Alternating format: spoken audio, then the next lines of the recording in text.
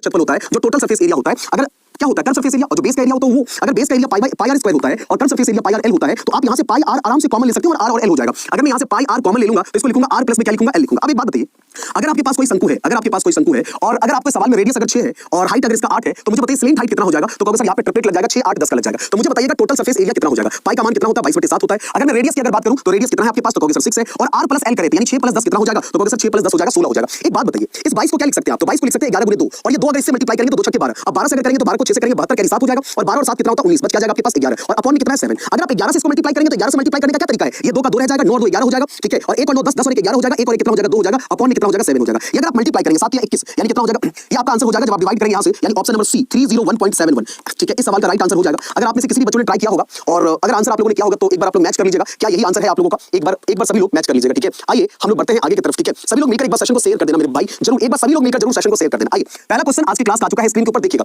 कह रहा है यदि समतल भूमि का एक खंभे की छाया की लंबाई किससे दोगुनी है, खंभे की लंबाई से दोगुनी है तो सूर्य का उन्नयन कोण क्या होगा, ये आपसे पूछा जा रहा है। एक बात बताइए, अगर ये बताओ पहले तुम लोग बताओ, अगला सवाल आपके सामने आ चुका है, इस सवाल का आंसर क्या होना चाहिए, आप में से कौन से स्टूडेंट इस सवाल का राइट आंसर देंगे, एक बार बताने का प्रयास कीजिएगा सभी लोग, क्या होगा इस क्वेश्चन का राइट आंसर बताओ, एक बार सभी लोग बताएंगे क्या होगा इस क्वेश्चन का राइट आंसर।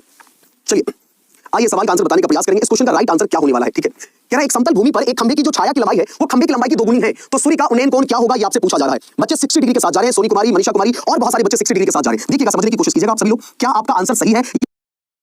हमारे पास खंभा है और ये इसका शैडो यानी इसका ये क्या, ये इसका छाया है। सवाल में कह रहा है कि जो छाया की लंबाई है ना वो खंभे की लंबाई की दोगुनी है। अगर इसकी लंबाई को 1 मान लूं तो इसकी लंबाई कितनी हो जाएगी 2 हो जाएगी और ये आपका ये आप यहां एंगल आपका थीटा है। मुझे ये एंगल आपको बताना है कि एंगल क्या होगा। एक बात बताइए tan थीटा बराबर क्या होता है, तो tan थीटा बराबर होता है परपेंडिकुलर बाय हाइपोटेनस। अगर एंगल यहां पे बनना है तो इसके सामने वाला परपेंडिकुलर हो जाएगा और हाइपोटेनस की जगह 2 देंगे। क्या tan में किसी का मान 1/2 होता है क्या tan में 1/2 किसी का मान होता है क्या, क्योंकि गुरुजी बिल्कुल नहीं होता है तो ये tan इधर आ जाएगा तो tan इनवर्स 1/2 हो जाएगा। tan इनवर्स कितना हो जाएगा, तो tan इनवर्स 1/2 हो जाएगा और इस क्वेश्चन का आंसर होगा इनमें से कोई नहीं। इस क्वेश्चन का आंसर क्या हो जाएगा, तो इस क्वेश्चन का जो आंसर हो जाएगा वो इनमें से